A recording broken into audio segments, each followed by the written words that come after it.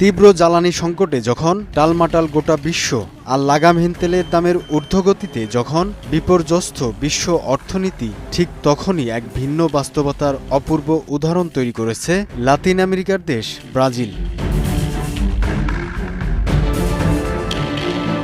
সীমিত জীবাশ্ম জ্বালানির ওপর নির্ভর না করে দেশটি ভরসা রেখেছে তাদের বিশাল সবুজ কৃষি জমির ওপর। মিষ্টি আখের রস থেকে তারা উৎপাদন করছে বিপ্লবী জ্বালানি, যা দিয়ে চলছে দেশটির বিপুল সংখ্যক যানবাহন।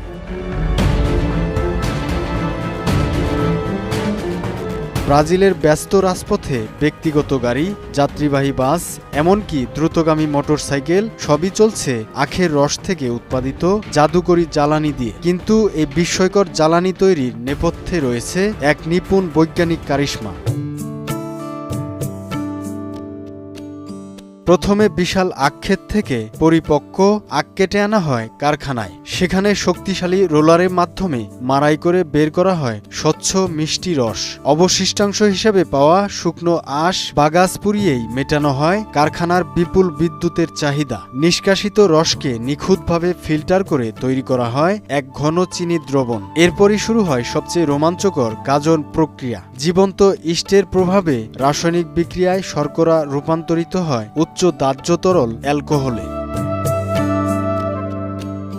এই জটিল প্রক্রিয়া শেষে পাওয়া তরলকে বিশালাকার স্টিল টাওয়ারে পাতন করা হয়। অত্যাধুনিক মলিকুলার সিপ প্রযুক্তির মাধ্যমে অবশিষ্ট জলীয় অংশটুকু দূর করে তৈরি করা হয় শতভাগ বিশুদ্ধ নির্জল ইথানল।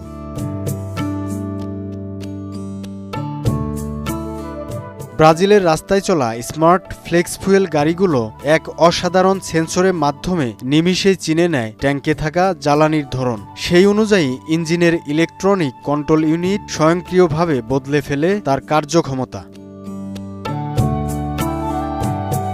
যদিও ইথানলের শক্তির ঘনত্ব প্রচলিত পেট্রোলের তুলনায় কিছুটা কম, তবুও এর বিরাট সুবিধা হল কার্বন নিঃসরণ প্রায় 90% কমিয়ে আনা। অর্থনৈতিকভাবেও এটি ব্রাজিলের জন্য অত্যন্ত লাভজনক। বর্তমানে পাম্পগুলোতে প্রতি লিটার ইথানল মিলছে মাত্র 112 টাকায়। এই স্বল্প মূল্য আর স্বনির্ভর উৎপাদন ব্যবস্থার কারণে ব্রাজিল আজ আমদানি নির্ভর জ্বালানির চরম চাপ থেকে সম্পূর্ণ মুক্ত।